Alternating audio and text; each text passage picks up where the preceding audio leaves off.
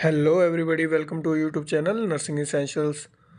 तो आज हमारा 75 डे चैलेंज का डे 10 और डे 10 का आज हमारा टॉपिक है GCS, जिसे हम बोलते हैं ग्लास गो कोमा स्केल। किसी भी स्टेट और गवर्नमेंट एग्ज़ाम के लिए बहुत इंपॉर्टेंट टॉपिक है ये। इसके ऊपर एक क्वेश्चन जरूर पूछा जाता है। तो सबसे पहले ग्लास गोस कोमा स्केल्स की अगर हम डेफिनेशन देखें तो ग्लास गोस कोमा स्केल्स की डेफिनेशन क्या होती है। The Glasgow Coma Scale is a clinical scale used to reliable measure to a person level of consciousness after a brain injury।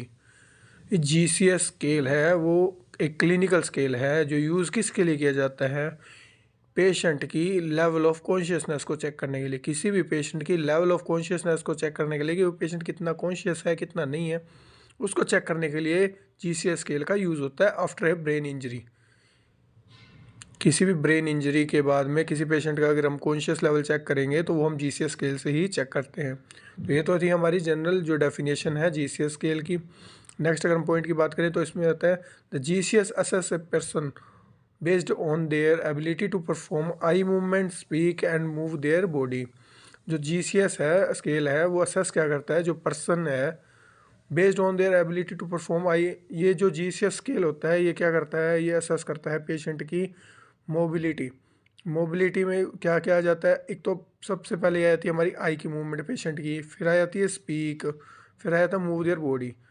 ये तीन ही चीज़ें जो असेस की जाती है GCS स्केल के अंदर। सबसे पहले तो आ जाती है आई की मूवमेंट, जो आँख है वो कितनी मूवमेंट में है, कितनी रिस्पॉन्सिबल है। स्पीक में आगे कि पेशेंट बोल पा रहा है या नहीं बोल पा रहा है। मूव देयर बॉडी में आ जाता है कि वो पेशेंट अपनी बॉडी को हिला पा रहा है या नहीं हिला पा रहा, बॉडी की मूवमेंट है या नहीं है। ये तीनों चीज़ किस में देखी जाती है, GCS स्केल के अंदर। नेक्स्ट अगर हम पॉइंट पे बात करें तो these three behaviours makes up the three elements of the scale. ये थ्री एलिमेंट्स होते हैं जो किस में आते हैं, GCS स्केल के अंदर देखे जाते हैं। सबसे पहले आई, वर्बल एंड मोटर। आई मतलब कि आई की मूवमेंट, एंड वर्बली मतलब कि पेशेंट की स्पीकिंग देखेंगे, पर्सन बोल पा रहा है या नहीं बोल पा रहा, मोटर में उसकी बॉडी मूवमेंट में है या नहीं है। तो इसके लिए हमें GCS स्केल जो होता है वो कैसे देखते हैं। GCS स्केल के अंदर तीन चीज़ें मेज़र की जाती है जो अभी मैंने आपको बताई, आई, वर्बल एंड मोटर। EVM के नाम से होता है इस GCS स्केल के अंदर जो स्कोर देते हैं हम। तो आई होता है, जो आई का जो स्कोर होता है, ग्रेडिंग स्कोर होता है, वो होता है 1 से लेके 4 तक। जो GCS स्केल के अंदर आई का जो होता है उसके ग्रेड वो होता है 1 से लेके 4 ग्रेड। और वर्बली अगर हम देखें तो पेशेंट के अंदर जो पेशेंट के अंदर नहीं, GCS स्केल के अंदर जो ग्रेडिंग सिस्टम होता है वो होता है 1 to 5। नेक्स्ट अगर हम मोटर की बात करें तो मोटर का जो ग्रेडिंग सिस्टम होता है वो होता है 1 to 6। ये तीन जो GCS स्केल के अंदर जो चीज़ें मेज़र की जाती है, जो मेन एलिमेंट्स है वो है आई, वर्बल एंड मोटर। आई का स्कोर होता है 1 to 4 एंड वर्बली होता है 1 to 5 एंड मोटर होता है 1 to 6। अब सबसे पहले हम डिस्कस करते हैं आई के बारे में। आई क्या होता है, there are 4 grade starting with the most severe. जो अभी मैंने आपको बताया था कि आई के अंदर क्या होता है, 4 ग्रेड होते हैं। 4 ग्रेड अगर हम पढ़ते हैं स्टार्ट करते हैं तो जैसे अब फर्स्ट ग्रेड होता है जिसके अंदर क्या होता है, नो आई ओपनिंग। जो पेशेंट है उसकी आंखें नहीं खुल पा रही है, जो सबसे सीवियर कंडीशन मानी जाती है, तो उसे देते हैं हम फर्स्ट ग्रेड। फर्स्ट ग्रेड हमारा कौन सा होता है, नो आई ओपनिंग, जिसमें हमें देते हैं स्कोर उसको 1। नेक्स्ट अगर सेकंड पॉइंट की बात है, eye opening in response to pain stimuli. अब जो पेशेंट है वो अपनी आंखें खोल रहा है कब, जब उसे या तो कोई पेन फील हो रहा है या उसे कोई प्रॉब्लम महसूस हो रही है, तभी आंखें खोल पा रहा है। नहीं तो वो आंख नहीं खोल पा रहा कोई पेशेंट, तो उसे हम देते हैं सेकंड ग्रेड जो GCS स्केल का होता है। नेक्स्ट हम बात करें थर्ड ग्रेड की, तो थर्ड ग्रेड में आया था आई ओपनिंग टू स्पीच। मतलब जो पेशेंट है हमारा वो सिर्फ आंखें तभी खोलेगा जब वो बोलेगा, अदरवाइज वो आंखें नहीं खोल पाता, तो उसे हम देते हैं third grade, 3 score in GCS scale. Next अगर हम बात करें फोर्थ ग्रेड की, तो फोर्थ ग्रेड में हमारे क्या है, आई ओपनिंग स्पॉन्टेनियसली। जो आई हो वो अच्छे तरीके से स्पॉन्टेनियसली खोलेगा पेशेंट, तो उसको हम देते हैं 4 स्कोर। तो आपको एक चीज़ समझनी चाहिए कि भी जो ग्रेडिंग सिस्टम है, इसमें जो नंबरिंग मैंने सिस्टम दे रखा है ये ग्रेड के हिसाब से दे रखा है। जब पेशेंट आँख नहीं खोल पा रहा तो उसे हम देते हैं 1 स्कोर। अगर खोल रहा है, कभी दर्द हो रहा है या कोई दिक्कत महसूस हो रही है तब खोल रहा है, तो उसे हम देते हैं 2 स्कोर। अगर कोई दिक्कत नहीं है पर लेकिन वो सिर्फ बुलाने पे ही आंखें खोल रहा है तो वो उसको हम देते हैं 3 स्कोर। एंड नेक्स्ट वन अगर फोर्थ की बात करें तो आई ओपनिंग स्पॉन्टेनियसली, पेशेंट अपने आप आंखें खोल रहा है कोई बिना दिक्कत के, तो हम उसे देते हैं 4 स्कोर। तो ये तो होगी हमारी आई की बात। अब नेक्स्ट अगर एलिमेंट देखें हम GCS स्केल का, तो वो हो जाता है हमारा वर्बल। वर्बल होता है ये भी बहुत इसके अंदर टोटल 5 ग्रेड्स आते हैं।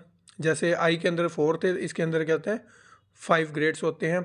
और जो सबसे सीवियर माना जाता है वो होता है ग्रेड 1, जिसमें आता है नो वर्बल रिस्पॉन्स। इसमें पेशेंट कोई वर्बली रिस्पॉन्स नहीं दे पाता, वो बोल भी नहीं पाता, तो उसको हम देते हैं ग्रेड 1।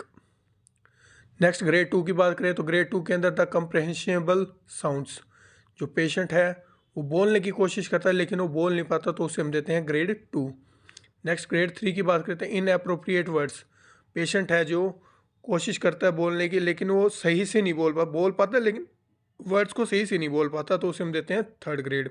नेक्स्ट अगर हम 4th ग्रेड की बात करें तो पेशेंट बहुत ज़्यादा कन्फ्यूज्ड होगा, पेशेंट बोल पा रहा है सब कुछ बोल पा रहा है लेकिन वो बहुत ज़्यादा कन्फ्यूज है, तो वो आ जाता है वर्बल के अंदर 4th ग्रेड। एंड 5th की बात करें तो ओरिएंटेड, मतलब पेशेंट पूरा ओरिएंटेड है, एकदम कॉन्शियस है, वो जवाब दे रहा है हर बात का, तो वो आ जाता है हमारा ओरिएंटेड के अंदर। तो वर्बल के अंदर हमारे 5 ग्रेड थे। सबसे पहले तो जो patient no verbal response, next आ गया था हमारा अनकम्प्रेंशिबल साउंड्स, पेशेंट ट्राई कर रहा था लेकिन बोल नहीं पा रहा, इसमें पेशेंट बोल पा रहा है लेकिन सही से वर्ड्स नहीं बोल पा रहा। नेक्स्ट 4th ग्रेड में आया था कन्फ्यूज बहुत है पेशेंट। एंड 5th वन में आया था ओरिएंटेड है, पेशेंट पूरा एकदम एक्टिव है। तो ये बात हो गई हमारी वी की। तो अब नेक्स्ट हम बात करते हैं एम। एम मतलब मोटर एक्टिविटी, बॉडी के अंदर मोटर एक्टिविटी कितनी है। तो जो मोटर एक्टिविटी होती है GCS स्केल की, वो कितने ग्रेड में आती है, टोटल 6 ग्रेड्स की होती है। 6 ग्रेड्स की होती है, तो उसमें हम स्टार्ट करते हैं फर्स्ट ग्रेड। तो फर्स्ट ग्रेड में क्या होता है, नो मोटर रिस्पॉन्स, मतलब जो पेशेंट है उसका कोई रिस्पॉन्स नहीं है, वो कोई भी अपना बॉडी का पार्ट नहीं हिला पा रहा, तो उसे हम स्कोर देते हैं 1। नेक्स्ट अगर हम बात करें तो आ जाता है हमारा discriminate posturing assented by pain. जो भी पेशेंट है वो पोजीशन कब चेंज कर रहा है या फिर अपना पोस्चर कब चेंज कर रहा है, जब या तो उसको कोई दिक्कत हो रही है बहुत ज़्यादा, उसमें भी क्या वो सिर्फ और सिर्फ अपनी जीभ या फिर आंखें थोड़ी बहुत मूवमेंट कर पा रहा है, अदरवाइज बॉडी के लिम्स हो गए जैसे हाथ हो गए पैर हो गए वो मूवमेंट नहीं कर पा रहा, ओनली जीभ या आंखें थोड़ी बहुत हिला के बता रहा है कि भाई हाँ ये ऐसे ऐसे, तो वो आ जाता है मेरा 2nd ग्रेड। नेक्स्ट अगर 3rd ग्रेड की बात करें तो ये दोनों आपको वैसे देखने में सेम लग रहे होंगे लेकिन ये सेम नहीं है। ये आई की मूवमेंट और जीभ वगैरह टंग वगैरह हिला पाएगा पेशेंट सिर्फ, लेकिन बाकी बॉडी की मूवमेंट नहीं होगी। लेकिन इसके अंदर क्या होता है, decorticate posting accident by the pain, इसके अंदर क्या होता है पेशेंट की जो लिम्स होती है, जो हाथ होते हैं जो पैर होते हैं वो थोड़े बहुत हिलते हैं बाहर की तरफ, ऐसे हाथ थोड़ा सा हाथ हिला देगा थोड़ा सा पैर हिला देगा, वो सब कुछ आ जाता है। इसके अंदर टंग का आ जाता है, आई का आ जाता है, इसमें लिम्स का आ जाता है, हाथ होगा और पैर होगा। नेक्स्ट अगर 4th ग्रेड की बात करें तो उसमें आता है विड्रॉवल फ्रॉम पेन, जो पेशेंट है उसका मतलब पेन से थोड़ा बाहर आ गया और वो थोड़ा थोड़ा अपने हाथ पैरों को अच्छे से मूवमेंट करवा पा रहा है। नेक्स्ट अगर हम बात करें तो 5th ग्रेड की, तो 5th ग्रेड में आया था सिर्फ लोकलाइज पेन, एक पेन है जो लोकलाइज एक प्रॉपर एरिया पे रह गया जिसके अंदर बस वही एरिया मूवमेंट नहीं कर पा रहा लेकिन सारा बॉडी मूवमेंट में है, तो आया था हमारा 5th ग्रेड में। नेक्स्ट अगर हम बात करें 6th में, तो 6th में आया था ओबे कमांड्स, जिसमें पेशेंट पूरी कमांड्स को फॉलो करता है, अपने हाथ को उठाने को तो हाथ उठा लेता है, पैर को पैर उठा लेता है, सर को कहो तो सर भी उठा लेता है। तो ये थे हमारे तीनों GCS स्केल के एलिमेंट। 3 एलिमेंट्स के बारे में हमने डिस्कस किया था, आई वर्बल एंड मोटर, ये तीनों के बारे में हमने डिस्कस किया। फर्स्ट हमने आई किया जिसके कितने थे 4 ग्रेड थे, फिर हमने किया वर्बल के कितने थे 5 ग्रेड थे, नेक्स्ट हमने किया मोटर के थे 6 ग्रेड टोटल। ये तो हो गया हमारा GCS स्केल के जो एलिमेंट्स थे उनके बारे में। नेक्स्ट अगर हम बात करें तो generally brain injury is classified as, जो GCS स्केल होता है उसमें जो स्कोर होता है वो सीवियर मॉडरेट माइनर कब माना जाता है उसके बारे में बात करते हैं। Brain injury is classified as, जब किसी पेशेंट को स्कोर दिया जाता है 8 या 9 या उससे कम, तो वो क्या होता है एकदम सीवियर कंडीशन होती है। सीवियर कंडीशन में 8 या 9 या उससे कम होता है वो पेशेंट होता है। मॉडरेट की हम बात करें तो मॉडरेट में कितना होता है 9 से 12 के बीच में हो या अप्रोक्सीमेट 13 भी हो सकता है, इसमें वो मॉडरेट के अंदर आ जाता है। माइनर की अगर हम बात करें तो 13 या 13 से ज़्यादा, तो वो आ जाता है माइनर में। ये 3 क्लासेज है, सीवियर मॉडरेट एंड माइनर, इनमें जो GCS स्केल का स्कोर है वो ये रहता है, सीवियर में 8 से 9 और मॉडरेट में 9 से 12 एंड माइनर में 13 तक, या 13 से ज़्यादा भी हो सकता है 14 या 15। तो ये आ गया हमारा सीवियरिटी के हिसाब से, सीवियर मॉडरेट कौन सा है। नेक्स्ट अगर हम बात करें तो पेशेंट की कॉन्शियसनेस पे हम कितना स्कोर देते हैं पेशेंट को। सबसे पहले आता है अलर्ट। अगर पेशेंट एकदम अलर्ट है, हर मूवमेंट कर रहा है, हर मोबिलिटी कर रहा है, तो उसको हम स्केल के हिसाब से देते हैं स्कोर 15। एंड नेक्स्ट अगर जो पेशेंट है वर्ब रिस्पॉन्ड टू वर्बली, जब पेशेंट बुलाने पे ही रिस्पॉन्ड कर रहा है तो उसे हम देते हैं 13 स्कोर। अगर रिस्पॉन्ड टू स्टिमुलाई, अगर पेशेंट बुलाने पे जवाब नहीं दे रहा लेकिन उसको टच करते हैं या फिर उसको कुछ ज़ोर से बोलते हैं, तब क्या करते हैं, वो अगर रिस्पॉन्ड करता है पेशेंट तो उसको हम देते हैं 5 स्कोर। नेक्स्ट आया था हमारा अनरिस्पॉन्सिव, जब पेशेंट को रिस्पॉन्स ही नहीं दे पा रहा तो वो आ जाता है हमारा स्कोर 3। तो ये थे हमारे सभी स्कोर जो अपन नॉर्मल एज हॉस्पिटलाइज बेस्ड पे देते हैं। जिसमें पेशेंट अलर्ट होता है उसको 15, जिसमें को बोलने पे जवाब देता है वो 13, जो बोलने पे भी जवाब नहीं देता उसको टच करना पड़ता है उसको 5 स्कोर देते हैं, जो रिस्पॉन्सिव नहीं है, जो रिस्पॉन्स ही नहीं दे पा रहा उसको हम देते हैं 3। नेक्स्ट अगर हम लिमिटेशन की बात करें, जो GCS स्केल होता है उसकी लिमिटेशन होती है 2 सबसे बड़ी। सबसे पहले जो इस पेशेंट के फेशियल ट्रॉमा हो गया, इंजरी हो गया, कोई भी अगर एक्सीडेंट केस है जिसके अंदर उसके फेशियल ट्रॉमा हो गया है तो उसके रिस्पॉन्स नहीं आ पा रहे आई वाले वर्बल वाले, तो उस केस में ये GCS स्केल काम नहीं करेगा ज़्यादा।